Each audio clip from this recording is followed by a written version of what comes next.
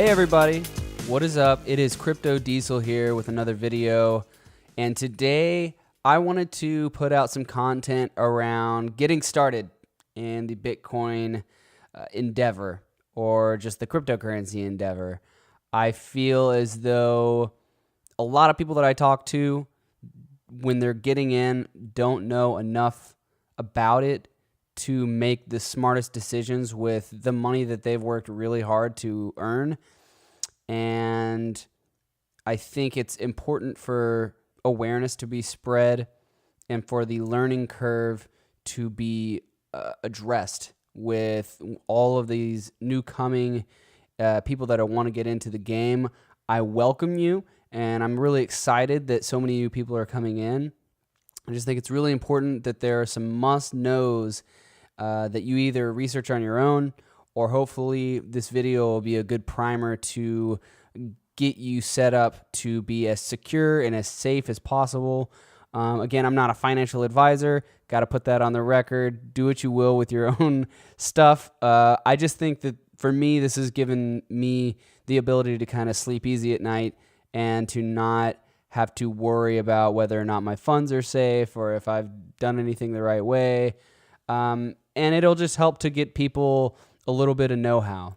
So I think the three things that I really wanted to talk about first is getting a wallet and storing offline. So I'm a huge believer that if you're going to get into the cryptocurrency game, then you need to think about the fact that you are being very empowered to hold value in your own hands, and you're not placing it in a bank. You're not placing it with some other trusted third-party insurance provider or something.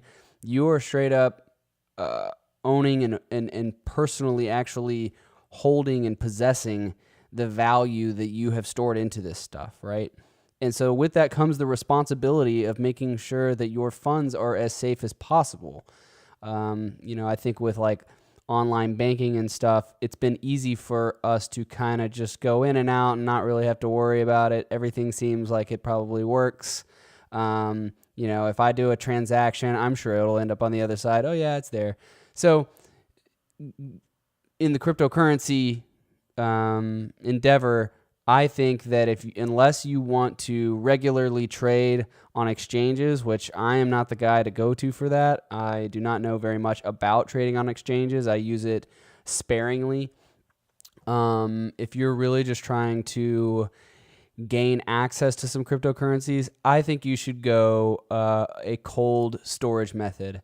For people that don't know what that means, anything that is not connected to the internet is going to be cold storage, and anything that is connected to the internet is hot storage or a hot wallet. And I just, if you are online and your private key that is going to be used to send transactions and gain access to your funds, if you're online and your private key is somewhere online, I think that basically means it's susceptible to being hacked. It doesn't matter what kind of phone you have. It doesn't matter what app it was that you heard was so secure and authentic and impossible to hack. I'm pretty sure that the safest way of storing your cryptocurrencies is either with a paper wallet, which is just generating a seed or a private key, writing it down and keeping it in a safe place, or my preferred method is using a hardware wallet. I have a Nano Ledger S. There are also the Trezor wallet that is available. I would recommend the Nano S just because I feel like it's the most easy to understand and find helpful videos on. It's the easiest to kind of just easily access and go in and transact easily, make sure that everything's confirmed and in there, and you can hold a lot of different ones. I think 95% of the cryptos that I have are held on my Trezor or on my Ledger Nano S, and I have over almost like 7 or 8 in there. So yeah, go check out Ledger Nano S, the ledgerwallet.com, I believe. I'll put it in the below in the information, and Go buy one of those. I actually did not even get in until I bought one of those because I was like, I am not keeping all this stuff on an exchange where it can be hacked. It can be. Your exchange wallets are hot wallets, and it doesn't matter if you have two layers of authentication, it can still be hacked. Trust me. That's what Mt. Gox happened. Even recently, I can't remember the one because they all kind of sound similar, but there's pretty recently where like $60 million of Bitcoin was taken out of people's possession. So, and you're never going to get that back. So just be careful. And the most safe way you can be careful is getting a hardware wallet.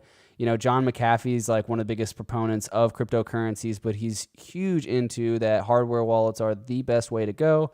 And, you know, as somebody who is all about security in the name of software security, I'm of the mind that listening to him and people that know that this is a kind of a dangerous game to play with. You can burn yourself if you don't know what you're playing with. And so getting a hardware wallet, in my opinion, is the number one thing that you should do if you're going to start and put any sort of legitimate amount of money in there, especially if you're going to hold on to it. If you don't want to trade regularly, if you're not going to be watching up and down all the time, get a hardware wallet. Next, if you're wondering kind of what exchanges you should be using, I mean, I think you're going to be hard pressed to find an easier option to get into just obtaining cryptocurrencies almost right away with little ease, or with a lot of ease. I think your best bet is going to be Coinbase. It's been crashing a lot recently, which whenever I first got on, it wasn't, and now I think that the volume of people that are on are so great that people are really just flocking to it, and they're having trouble keeping up with the herd of people. And so as far as, you know, reliability in that department, it has been a little bit lacking, but the user interface is really easy to deal with. You can do 2-layer authentication. You can put fiat. The biggest thing is you can put fiat currency into it, and you will get a cryptocurrency back in exchange, right? And you can get Ethereum and Bitcoin, which are the two big punchers. And from there, after you get some on Coinbase and you have your account, you buy some cryptocurrency, it comes into your wallet. Then you can start thinking about, well, you know, I can use Bitcoin or Ethereum to transact on other exchanges to buy, you know, whatever it is I might want to speculate on further, right? Like if you want to get some other small coin because it's only 0.001 cents and, you know, you think that it'll make you a millionaire, well, you're probably going to have to use either Bitcoin or Ether as a pair on another exchange in order to be able to get that. You're not going to be able to just buy that through money unless they have some sort of website where you can put in money and get it back.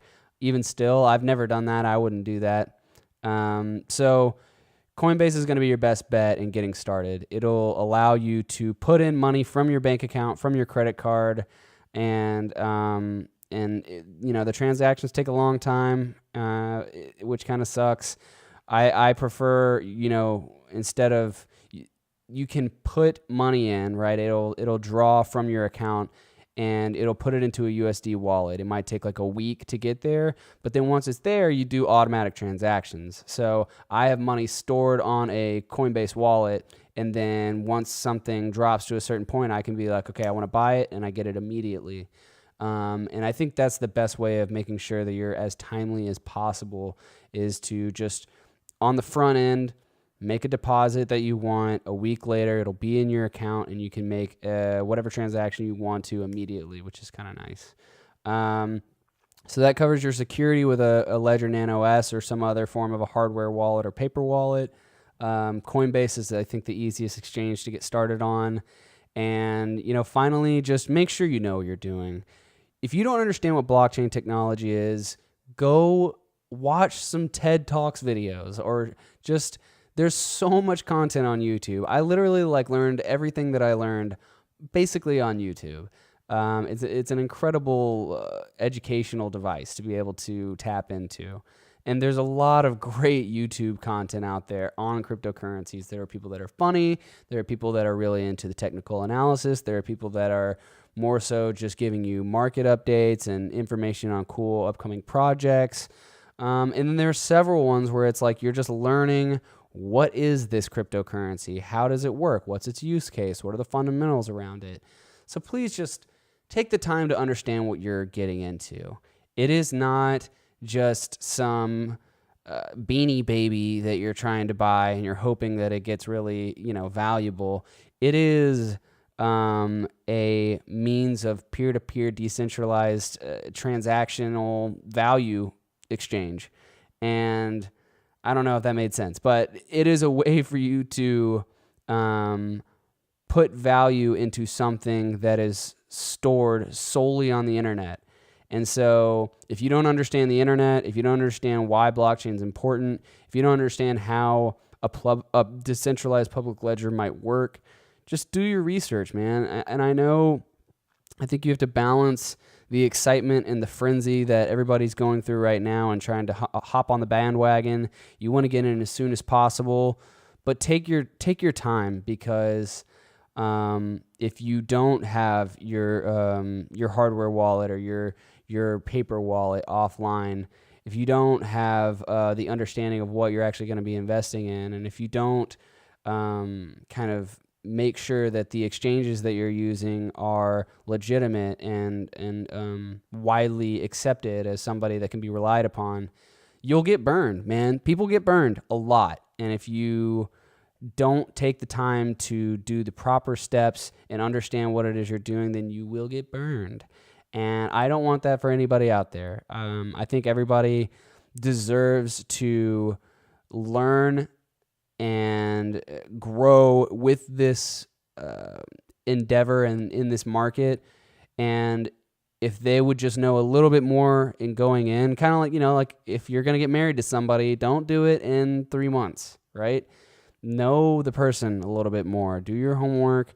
Understand who that person's going to be. You want to do the same thing with cryptocurrency. Make sure you do your due diligence, and that if somebody were to ask you to give a 30-second synopsis of why you got into this cryptocurrency, or why you use a hardware wallet versus a paper wallet versus a hot wallet, I think you should have all that stuff understood. And if you don't, then you should take your time and understand it. So yeah, aside from security and an exchange to use when you're getting started, I think you can't go wrong in just trying to get on some Bitcoin, right? Getting in on Ethereum, getting in on, my third one would probably be Litecoin. Litecoin is my favorite, probably because as far as the fundamentals of any cryptocurrency, I think it checks most of the boxes. Has a great roadmap. It has a great person at the head of it, and Charlie Lee. I really believe him, and he's very well established. They have a great community. They have great branding. They have a great development team, and the transactions are super fast and they're super cheap. So I would get into Litecoin because I think that it'll have a great 2018 year. But yeah, man, just be careful. Understand what you're doing. Use YouTube videos to educate yourself so that you're not stuck scratching your head and wondering how you lost everything, because it has happened, guys, and it'll keep happening. There'll be people that do not know what they're doing, and they're throwing all their money at it, and they'll be like, well, it's a big scam. Well, it's not a big scam. You just left it all on your exchange. You didn't use two-step authentication, and you got hacked. So that's your fault, okay? So if leave comments, like this, subscribe to my channel. Hopefully I'll be able to put out some more content soon. I think I just wanted to get out what I think are the most important things when starting, and that way, since I'm just starting this channel, it felt most appropriate to kind of do that. So I'll leave you to it. HODL, and have a good day.